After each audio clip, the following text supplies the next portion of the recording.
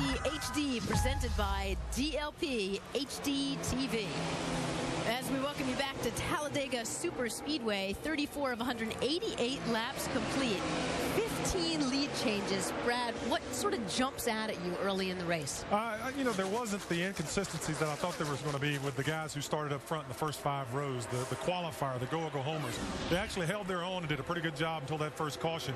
But now you see the 8 car, who I predicted to win this thing, move towards the front. You see Jeff Burton move towards the front. Kyle Busch, Martin Truex came from the back. So the guys who have the strong cars are actually starting to work their way up.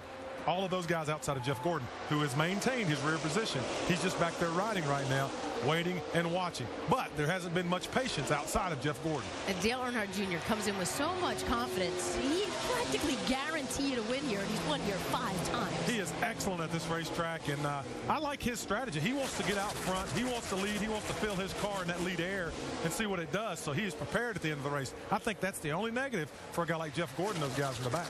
Yeah, Doc, in 6 of the last 12 races here, Dale Jr. has led the most laps.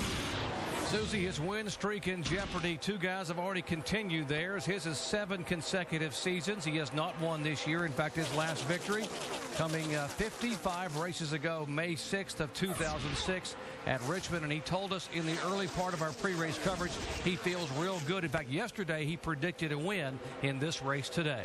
Well, I talked to a lot of drivers in the garage area down on pit road and asked them, can you keep your car up front? If you get up front, can you hold that lead with this new aero package and this new car?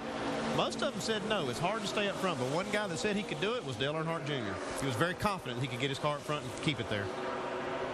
Earnhardt Jr., the leader. Bobby Labonte in the Richard Petty-owned Dodge, the 43 car second. Kyle Busch is running third. Jamie Little. Well, Doc, I'm in Kyle Busch's pit right now. A NASCAR official just came down from talking to Alan Gustafson. I just asked Alan what he said. He said, we told him he's driving too aggressive, that he needs to back it down. Kyle needs to not be so aggressive or they're going to black flag him. And remember, guys, earlier in that driver's meeting, that is all they emphasized. Do not be too aggressive on this track today. So they're keeping an eye on the 5 car. Well, when NASCAR's keeping an eye on you, you better drive right, because if you mess up a little bit, they're going to bring you down pit road for a stop-and-go penalty, black flag, or whatever. But take a look at Jeff Burton right now. He's got himself up in the 4th position at Richard Childress' car. He's got it handling real well. He's had some bad luck this year. He's had a lot of bad luck, and this is the one guy that you kind of pull for, because he's been here so long, and he's got a shot to win the championship.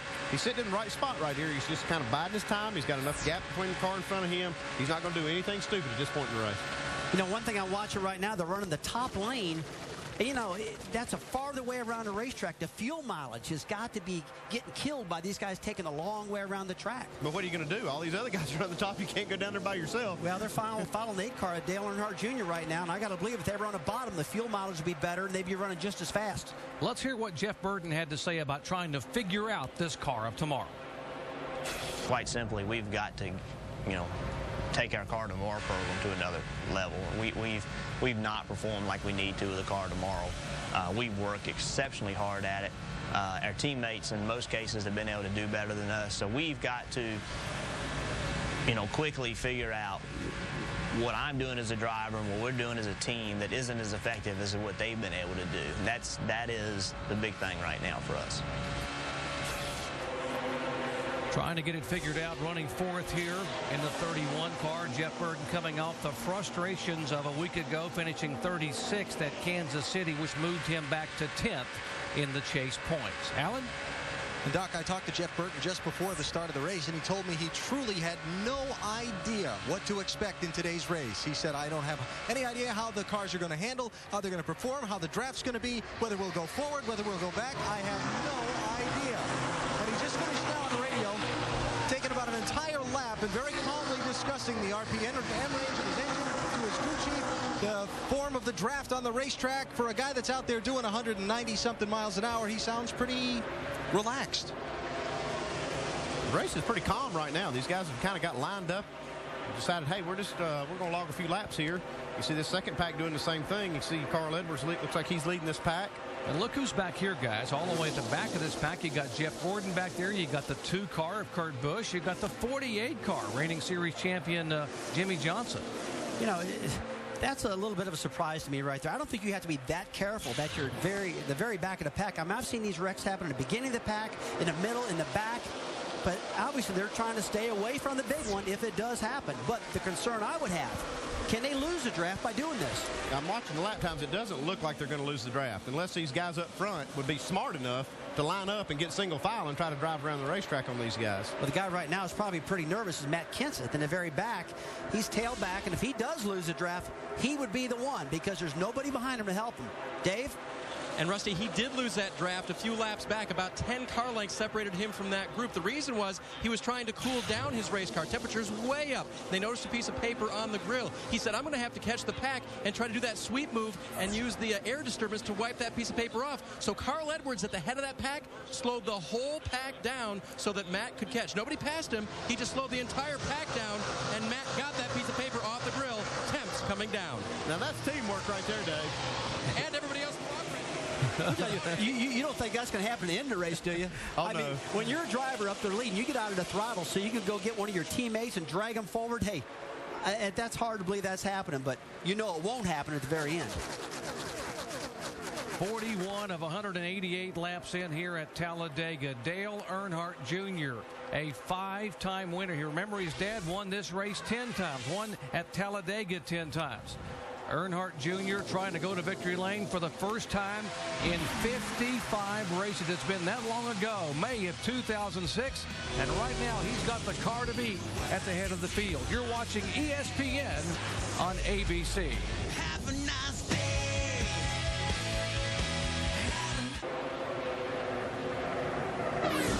Fabulous finishes in college football last night. Of course, anticipating the same here at Talladega with NASCAR's Nextel Cup Series. Now, Rusty Wallace, at this point in the race, a lot of these guys settling in to sort of feel what they've got. Yeah, they're running the top lane right now. You can see they're just logging laps right now. Nobody's getting excited, making a 2- and 3-wide racer right now. They're just trying to get to the midway point of this race, get to the end. You saw these guys really aggressive in the early laps, and 2 and 3 wide. And what happened here? Why did they all get single file? Well, you know, one thing, they know they can do it. It will happen. They will get 2 and 3 wide because they did it earlier in the race. But right now, you can sense the drivers are just saying, hey, take it easy. Let's get this thing to the end before we get racing. Bobby Labonte runs in second spot. Let's check in his pits with Dave. And speaking of the end of the race, guys, that must be interesting thinking right now for Bobby Labonte. He commented after qualifying yesterday regarding the race end, saying, I don't think you want to be leading on the last lap. The key is not to be the guy in first place. Now, in years past, whether you were leading, whether you were second and wanted to slingshot, that's been the great debate. Labonte is not sure, but he thinks you may not want to be first. And right now, running second, maybe he's planning his race end strategy. He could be, Dave, but like I said, I talked to a lot of guys, and most guys were thinking like Bobby Labonte, that they couldn't lead the race on the last lap and come back to the win. I think that every driver out there thinks that they get a 2 and 3 wide draft going on and they're in the front, they're a sitting duck. They're going to get drove by right off the bat. Right behind the 43 is the 5 car of Kyle Busch, who, when asked, said he's not real crazy about this kind of racing here at Talladega.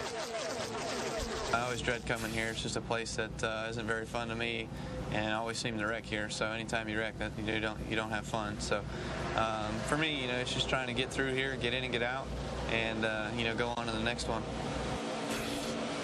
When you go to a racetrack and you have a lot of wrecks, you don't want to go back. That's for sure.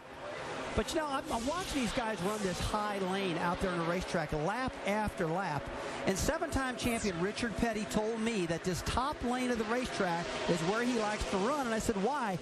He said, if I have a tire failure or something goes wrong with the car, it's just that much less of a distance before I hit the wall.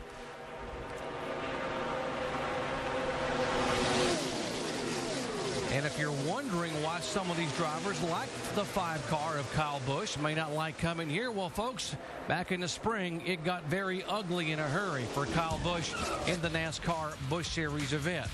Remember this one? Watch the contact and watch his car just start to barrel roll and somersault as the field comes sliding by at over 185 miles an hour.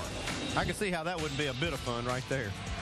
Well, you saw them so tight, and if they move the wheel just a little bit too much, they're going to bang it into somebody, and things like that happen. You saw him, and that was Tony Stewart in the 33 car had that problem.